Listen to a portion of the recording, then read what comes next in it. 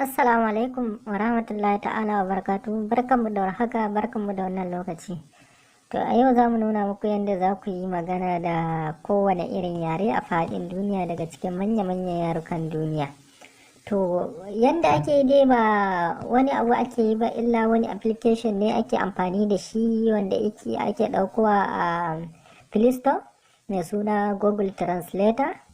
To za mu je mu ɗauko wannan application ɗin domin mu nuna muku yadda ake yi kai tsaye. Sai mu tafi cikin Play Store namu kamar haka, kamar wannan shine Play Store ɗin namu. Bari mu danna a kan shi.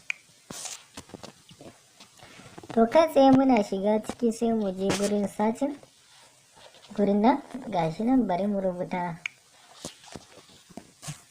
kamar yadda kuke gani, bari mu rubuta Google. Gashi nan ma ya kawo mana sunan kamar yadda kuke gani gashi nan. To kai tsaye abin da za mu sai mu danna a kan shi. To muna danna a kan shi zai kawo mu kamar wannan fiskar. To yake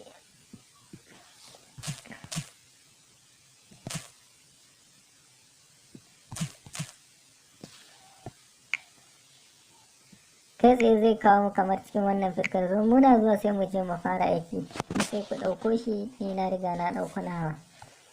To abinda za mu yi shine mu nemo wannan application din domin mu fara nuna muku yadda kuke, kamar yadda kuke gani gashi nan shine wannan application din. Kai tsaye sai mu shiga cikin sa. To muna shiga sai mu jira ya dan bude mana. To kamar yadda kuke gani gashi nan ya bude mana. To kai tsaye wannan shine fuskar din application din. Wannan ga English ga Hausa. To idan kana so ka zabi wani yare daban wanda ba wayannan ba sai ka shiga nan, ko kuma ka shiga nan. Duk inda ka shiga ɗaya ne zai kai ka zuwa zaɓin yarukan da za ka ke so. Ga sunan kamar yadda kuke gani, yaruka kala-kala, ga India, ga Faransa, ga Arabic, ga Hausa, ga English. Sai ka zaɓi wanda ya ma sai ka danna a kan shi. Kana danna a kan shi sai kuma baya kamar yadda kuke gani nan. To yaren da kake so ya fassara ma ka yi magana da shi, wani ya fassara ma. Wanda kake so ya fassara ma sai ka kawo shi na, wanda kake so kuma fassara ma shi sai ka kawo shi na. To idan kana so ka canja nan za ka danna tsakiya gashi nan yana canjiwa. To yanzu bari mu yi magana da Hausa ya fassara mana zuwa English mu gwada mu gani. Kai tsaye kawai sai mu zo mu danna nan. Muna dannawa zai nuna mana nan sai mu rubuta abin da muke so. Misali bari mu rubuta barka da Hausa mu ga me zai bamu a yaren English.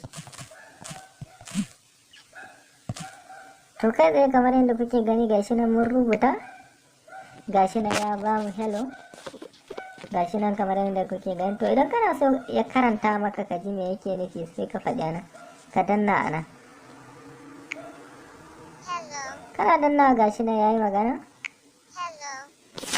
To idan kana so ka yi magana da English shi ma sai ka danna nan da ya fassara ma da Hausa sai ka danna. Idan kuma wani yare ne kake so daban wanda ba wayannan ba, to dama na riga na nuna muku yadda za ku je ku canja yarukan. Ga inda za ku danna ko nan da inda kuka danna zai kai ku kamar nan, sai ku ɗauko yaren da kuke so ku zaɓa. To idan kuma hoto ne kake so ya fassara maka, wani rubutu ne a jikin hoto kake so ya fassara ma zuwa yaren da kake so, kai tsaye kawai sai ka danna nan zai nuno ma zaɓi biyu. Zaɓi na farko shine ka ɗauki abin da wayar hannunka a lokacin da kyamara. Zaɓi na biyu kuma ka je ka shiga galarin ka ɗauko hoton da kake so ya fassara ma. Kana ɗaukowa kana zuwa zai nuna ma sai ka ɗauko shi zai fassara maka kamar yadda kuke gani. To mun gode, da fatan kun ji daɗin wannan bidiyo namu. Mun gode sosai. A huta lafiya.